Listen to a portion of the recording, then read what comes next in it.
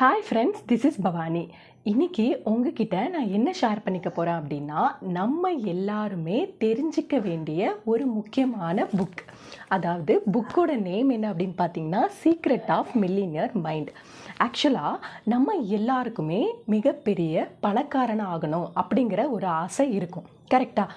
ஆனால் ஏன் அது நமக்கு மட்டும் நடக்க மாட்டுது?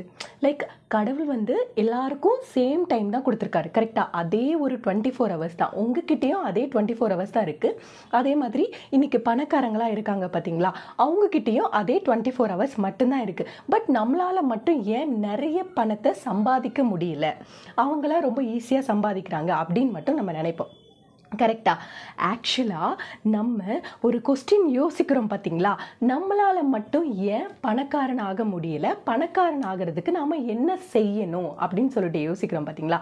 ஃபர்ஸ்ட் திங்க், அந்த மாதிரி நம்ம யோசிக்கிறதே மிகப்பெரிய தப்பு. தயவு செஞ்சு அந்த மாதிரி யோசிக்காதீங்க. பணக்காரங்கள்னா ஆவறதுக்கு நாம் எந்த மாதிரி சிந்திக்கணும், ஸோ நம்ம எந்த மாதிரி திங்க் பண்ணணும், என்ன பண்ணணும்னு யோசிக்கக்கூடாது. நம்ம எந்த மாதிரிலாம் யோசிச்சா நம்ம லைஃப்பில் ஒரு நடைமுறைக்கு கொண்டு வந்தால் நம்ம பணக்காரங்களாக சேஞ்ச் பண்ணலாம். ஸோ மில்லினியர் மைண்ட் எந்த மாதிரி இருக்கும், ஒரு ஏழையோட மைண்ட் எந்த மாதிரி இருக்கும் அப்படிங்கிறதுக்கு நிறைய டிஃப்ரெண்ட் இருக்கும், கரெக்டாக? லைக் எக்ஸாம்பிள், நம்ம வந்து நார்மலாக என்ன யோசிப்போம்? லைக் இப்போது ஒரு பசங்க நல்லா படிச்சிருக்காங்கன்னு வச்சுக்கோங்க, நிறைய ஸ்கோர் பண்ணியிருக்காங்க, நிறைய மார்க் எடுத்திருக்காங்க, அதாவது ஸ்கூலு காலேஜ் இந்த மாதிரி ஒரு ஸ்கோர் பண்ணி நல்ல மார்க் எடுத்திருக்காங்க. பட் ஒர்க் அப்படின்னு சொல்லிட்டு போகும்போது லைக் நம்ம என்ன பண்ணணும், ஃபர்ஸ்ட் இனிஷியலாக என்ன பண்ணணும், இன்டர்வியூஸ் அந்த மாதிரி அட்டன் பண்ண வேண்டிய விஷயங்கள் இருக்கும். பட் என்னென்னா, நம்ம நல்லா படிச்சிருக்கோம், பட் அதில் முக்கியமான விஷயம், இன்டர்வியூவை பொறுத்த வரைக்கும் ஒரு பெரிய கம்பெனியில் நம்ம பிளேஸ் ஆகணும்னா இங்கிலீஷ் அப்படிங்கிற லாங்குவேஜில் ரொம்ப கரெக்டாக இருக்கணும், கரெக்டாக? 100% நம்ம எந்த அளவுக்கு கரெக்டாக இருக்கோமோ அதை பொறுத்து நம்ம அந்த ஜாப் நமக்கு கிடைக்கிறது மாதிரி இருக்குது. ஆனால் நம்ம நல்லா படித்தும் அந்த இங்கிலீஷில் நம்ம ஸ்ட்ராங்காக இல்லை அப்படிங்கிற சுச்சுவேஷன் நமக்கு வரும்போது நம்ம என்ன பண்ணுவோம், அது நம்மளால் முடியாது.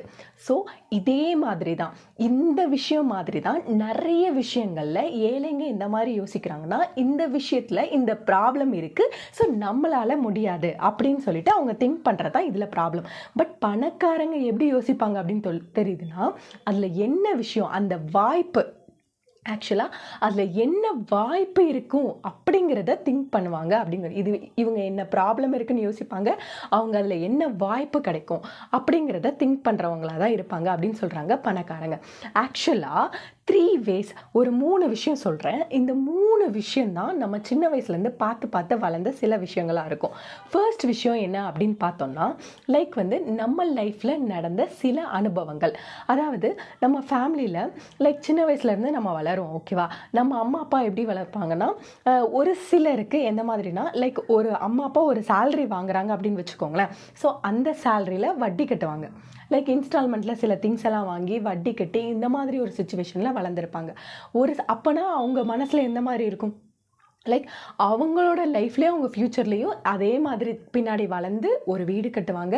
ஸோ லைக் இன்ஸ்டால்மெண்ட் இந்த மாதிரி ஒரு லைஃப்பை இது வந்து மாதிரி கொண்டு போகிற மாதிரி இருக்கும். ஸோ அவங்க வந்து நெக்ஸ்ட் லெவல், ஒரு பணக்காரங்க எப்படி யோசிப்பாங்க, பணக்காரங்க மோஸ்ட்டாக என்ன பண்ணுவாங்கன்னா, அவங்களோட பணத்தை அவங்களுக்காக வேலை செய்கிறதுக்கு ட்ரை பண்ணுவாங்க.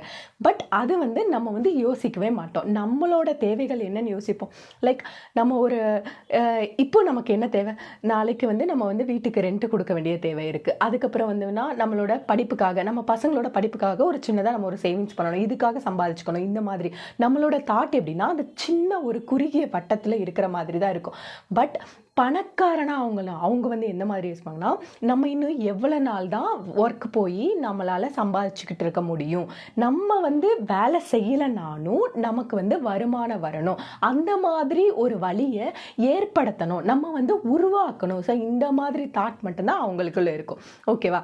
நம்ம சில வார்த்தைகள் மூலமாக நம்மளோட மனசில் சில சேஞ்சஸ் நடக்கும். அது என்ன அப்படின்னு பார்த்தீங்கன்னா, நார்மலாகவே ஒரு ஊருக்குள்ளே ஒரு பெரிய பணக்காரங்களாக இருந்தாங்க அப்படின்னு வச்சுக்கோங்களேன்.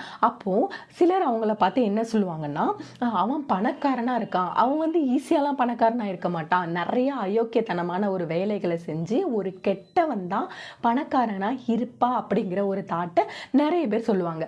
ஸோ அப்போது நிறைய பேருக்கு அந்த மாதிரி யோசிக்கும் போது அவங்க வந்து ஒரு கெட்ட வழியில மட்டும்தான் சம்பாதிச்சு இந்த மாதிரி ஒரு பெரிய பணக்காரங்களா இருந்திருக்காங்கங்கிற ஒரு தாட் வந்து நம்மளுக்குள்ள வர்றதுக்கு நிறைய சான்சஸ் இருக்கு. பட் அது வந்து நம்ம எடுத்துக்க கூடாது. லைக் எக்ஸாம்பிள், ஒரு ஏழையோட தாட்டு அந்த மாதிரி ஆகும்னு சொல்றாங்க.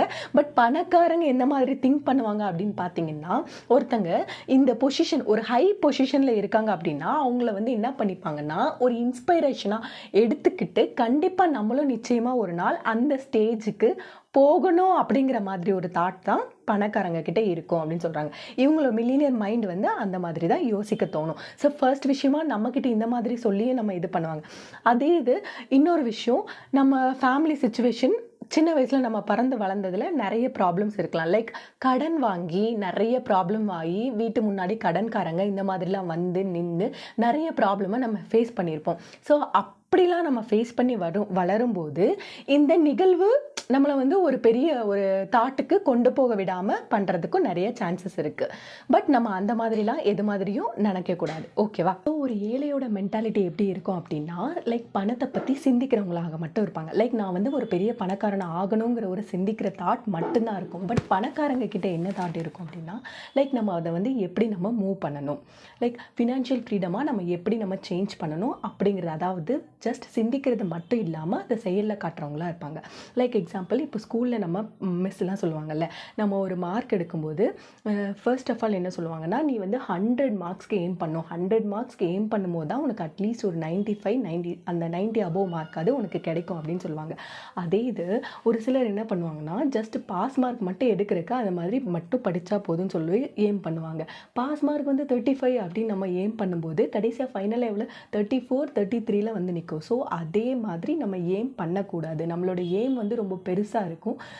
லைக் நம்ம வந்து ஒரு ஜாபில் போயிட்டு ஒரு சேலரி கேட்டாலும், இவ்வளோ சேலரி நீங்கள் வேணும் அப்படின்னு கேட்டிங்கன்னா அவ்வளோ சேலரி அவங்க கொடுக்குவாங்களா இல்லையான்ட்டு அதுக்குன்னு ஒரு பட்ஜெட் வச்சுருப்பாங்களா, அந்த சேலரி கொடுப்பாங்க. பட் நீங்கள் ரொம்ப கம்மியாக கேட்டும்போது அவங்க ரொம்ப கம்மியாகவே கொடுத்துருவாங்க.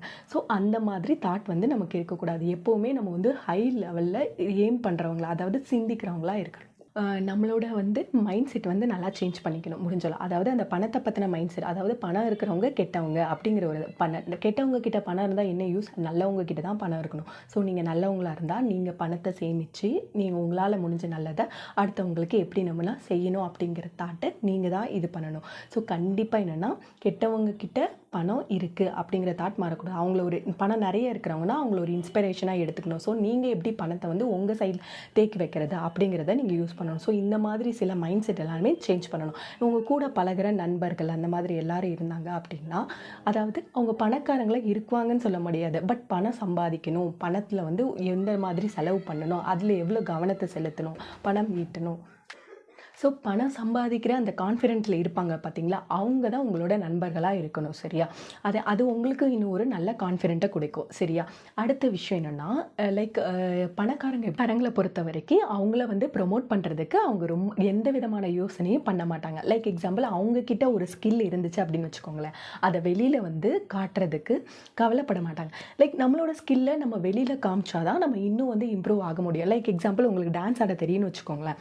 அப்போது நீங்கள் ஒரு 4 செவுத்துக்குள்ளே லைட் ஆஃப் பண்ணிவிட்டு டான்ஸ் ஆடினீங்க அப்படின்னா யாருக்கு போய் அது ரீச் ஆகும்? கண்டிப்பாக யாருக்குமே ரீச் ஆக போகிறது இல்லை. லைக் உங்களுக்கு தேவையான அந்த கேமரா நீங்கள் என்ன மாதிரி எந்த இடத்துல நீங்கள் பண்ணிங்கன்னா ரீச் ஆகுமோ அதெல்லாம் நீங்கள் கரெக்டாக ப்ரிப்பேர் பண்ணிவிட்டு அந்த வேலை நீங்கள் கரெக்டாக பண்ணிங்கன்னா மட்டும்தான் அடுத்தவங்களுக்கு அது ரீச் ஆகும். ஸோ அந்த இது வந்து எப்படின்னா, ஏழைங்க என்ன மாதிரினா, நான் அப்படிலாம் பண்ண மாட்டேன், எனக்கு வந்து ப்ரொமோட் பண்ணுறதுலலாம் இன்ட்ரெஸ்ட் இல்லை, நான் வந்து ஒரு நல்ல விஷயம் சொன்னால் அதை வந்து செஞ்சா அப்படின்னா அதை வெளியில் யாருக்கும் காட்டிக்கணும்னு சொல்லிட்டு அவசியம் இல்லை, நான் நல்லவன் எனக்கு தெரிஞ்சால் போதும். ஸோ இந்த மாதிரிலாம் இருப்பாங்க. பட் பணக்காரங்க அப்படின்னா அவங்க நல்லதே செஞ்சாலும் வெளியில் எல்லாருக்குமே காட்ட தான் செய்வாங்க. ஏன்னா மறுபடியும் அந்த நல்லதை இன்னும் அதிகமாக செய்யணும்னு அவங்க ஆசைப்படுவாங்க. சரியா? ஸோ பணக்காரங்களாக சிந்திக்கணும்னு நினைக்கிறவங்க முடிஞ்சளவு ப்ராப்ளம்குள்ளே போய் சிக்கிக்கிறது கிடையாது. சப்போஸ் ஏதாச்சும் ஒரு ப்ராப்ளம் வந்தால் கூட அது எப்படின்னா எப்படி சால்வ் பண்ணணுங்கிறதுல இறங்கி கண்டிப்பாக அவங்க வந்து கிளியராக அதை சால்வ் பண்ணுவாங்க. லைக் எக்ஸாம்பிள், இப்போ ஏழைங்கிறவங்க, அதாவது நம்ம அந்த சுச்சுவேஷனில் இருக்கோம், ஒரு ப்ராப்ளமோ ஏதாவது வந்தால் என்ன பண்ணுவோம், சடனாக என்ன பண்ணுவோம், ஒரு கடன் ப்ராப்ளமும் வந்தாலும் உடனே என்ன பண்ணுவோம், வட்டி கட்டுவோம். ஸோ ஆனால் கடன் வந்து என்ன இருக்கும், அதிகமாகிட்டே போகும். ஸோ அந்த மாதிரி தான் அதுலேருந்து தப்பிக்கிறத மட்டும்தான் பார்ப்போமே தவிர அதை வந்து சால்வ் பண்ணுறதுக்கான இதை வந்து நம்ம பெருசாக வந்து இது பண்ண மாட்டோம். ஸோ இந்த ப்ராப்ளமை நம்ம சால்வ் பண்ணணும், இதுக்காக இன்னும் மணி வந்து ஏர்ன் பண்ணணும் அப்படிங்கிற ஒரு இதை, அதாவது ரிஸ்க் எடுக்க வேண்டிய சுச்சுவேஷனில் நம்ம வந்து ரிஸ்க் எடுக்க மாட்டோம். ஸோ அந்த மாதிரி திங்க் பண்ண மாட்டோம். அதுதான் ஏழைங்களோட தாட். ஸோ பணக்காரங்கன்னா ப்ராப்ளம் வந்தால் அதை சால்வ் பண்ணுறதுக்கு ரொம்பவே ரெடியாக இருப்பாங்க. பட் அதை சால்வ் பண்ணியும் தீருவாங்க. ஓகே, சாதாரணமாக நார்மலாக திங்க் பண்ணுற நம்ம எப்படி சொல்லுவோம், இப்போ காலையிலேருந்து நம்ம நைட்டு வரைக்கும் ஒரு ஒர்க் பண்ணியிருக்கோம், ஸோ எனக்கு அதுக்கான சேலரி வேணும், ஜஸ்ட் அதை மட்டும் தான் திங்க் பண்ணுவோம். ஆனால் எப்படின்னா பணக்காரங்க எந்த மாதிரி திங்க் பண்ணுவாங்க அப்படின்னா, அவங்க சில சமயத்தில் ஃபஸ்ட்லேருந்து ஒரு ஹார்ட் ஒர்க் மாதிரி பண்ணிகிட்டு இருக்காங்கன்னு வச்சுக்கோங்க, அதுக்கு அந்த டைமில் அவங்க பண்ண ஹார்ட் ஒர்க்கு அவங்க சேலரி எக்ஸ்பெக்ட் பண்ணுறதே இல்லை. பட் அவங்களோட வேலைகள் எல்லாத்தையும் அவங்களோட டைம் எல்லாமே ஸ்பெண்ட் பண்ணி மொத்தமாக முடித்து கடைசியாக அவங்களோட வேல்யூ எல்லாத்தையும் ஆட் பண்ணி எந்த மாதிரி அவங்களோட ப்ரெசன்டேஷன் அவங்க கொடுத்தாங்களோ, ஃபைனலாக அவங்கக்கிட்ட மொத்தமாக வரும் பார்த்தீங்களா, ஒரு திருப்பி அவங்களுக்கு கிடைக்கிற அந்த ரிசல்ட் மூலமாக, அந்த விளைவு மூலமாக அவங்க வந்து அதிகமான அமௌண்ட் கிடைச்சாலும் ஓகே, அதே சமயத்தில் அவங்க எதிர்பார்த்த ரிசல்ட் வரலனாலும் திருப்பி அதில் அதாவது போராடுறதுக்கு அவங்க வந்து ரெடியாகவே இருப்பாங்க. ஸோ அந்த மாதிரி ஒரு அக்செப்ட் மனசு இருக்கும் பார்த்தீங்களா. பட் அவங்களுக்கு சில டைம்ஸில் ரிட்டர்ன்ஸ் வந்து ரொம்பவே ஜாஸ்தியாக கிடைக்கும். ஆனால் ஃபர்ஸ்ட் இனிஷியலாக அவங்க ஒர்க் பண்ணியிருக்கும் போது அவங்களுக்கு எந்த விதமான சேலரியும் கிடைக்காது. பட் அதுக்கு எந்த வருத்தமும் பட சரியோ, அவங்க ஆசைப்பட்டு அந்த விஷயத்தில் இறங்குவாங்க, அதுக்காக நிறைய ஹார்ட் ஒர்க் பண்ணுவாங்க. ஸோ அது மூலமாக எவ்வளோ ரிசல்ட் கிடைச்சாலும் அதை வந்து ஆசையாக ஏற்றுக்குவாங்க. பட் மோஸ்ட்டாக எப்படின்னு பார்த்தீங்கன்னா, அந்தளவுக்கு ஹார்ட் ஒர்க் போட்டவங்களுக்கு நிறைய ரிசல்ட் தான் கிடைக்கும். பட் ஏழையாக யோசிக்கிறவங்க நம்ம ரொம்பலாம் பெருசாக ரிஸ்க் எடுக்க வேண்டாம், கண்டிப்பாக நம்ம இப்போ வேலை செஞ்சால் இப்போ உடனே நமக்கான சேலரி நமக்கு கிடைச்சே ஆகணும் அப்படிங்கிற மாதிரி தாட் பண்ணல இருப்பாங்க. ஸோ இது வந்து இவங்க 2 பேருக்குள்ள வித்தியாசம். அடுத்த விஷயம் என்ன அப்படின்னு பார்த்தீங்கன்னா, நம்ம கண்டிப்பாக எவ்வளோ செலவு பண்ணுறோம், எவ்வளோ சேவிங்ஸ் பண்ணுறோம், எவ்வளோ வந்து நமக்கு வருமானம் வருது எல்லாத்தையுமே எப்படின்னா கண்டிப்பாக எழுதி யூஸ் பண்ணுற ஒரு ஹேபிட் கண்டிப்பாக இருக்கணும். ஏன்னா பணத்தை பற்றின அந்த கணக்கு வழக்கு அப்படின்லாம் சொல்லுவாங்க பார்த்தீங்களா, அதில் ஒரு கிளாரிட்டி அப்படி இருந்தால் மட்டும்தான் நம்ம நெக்ஸ்ட் லெவலுக்கு போகணுங்கிற ஒரு ஆசை இருக்கும். இன்றைக்கான தேவைகளை மட்டும் பூர்த்தி செய்யணும் அப்படிங்கும்போது நம்ம வந்து அந்த கால்குலேஷன் அதுக்கெலாம் எதுவுமே பண்ண மாட்டோம். ஃப்யூச்சரில் நம்ம வந்து ஃபினான்ஷியல் ஃப்ரீடமாக இருக்கணும், இந்த மாதிரிலாம் வேல்யூலாம் நம்ம பண்ணணும் அப்படின்னு எதிர்பார்க்குறவங்க கண்டிப்பாக அவங்களுக்கான அந்த நோட்ஸ் மாதிரி கண்டிப்பாக எழுதி வச்சு அதை ஒரு கரெக்டான ஒரு வரமுறையில் மட்டும்தான் பண்ணக்கூடியவங்க. ஸோ நீங்களும் இந்த மாதிரி இருந்தீங்கன்னா இன்றைக்கே கண்டிப்பாக பண்ணுங்கள். உங்களோட வரவு செலவுகள் என்னென்ன சேவிங்ஸ் பண்ணுறீங்க எல்லா விஷயத்தையுமே நெக்ஸ்ட் டைம் எப்படி ஹேண்டில் பண்ணுறது, பணத்தை எப்படி ஹேண்டில் பண்ணுறதுன்னு கண்டிப்பாக அதை முடிஞ்ச அளவு ஃபினான்ஷியல் ஃப்ரீடமாக ஃப்யூச்சருக்கு நீங்கள் சேஞ்ச் பண்ணுறதுக்கு உங்கள் லைஃப்பை நீங்கள் மாற்றுங்க.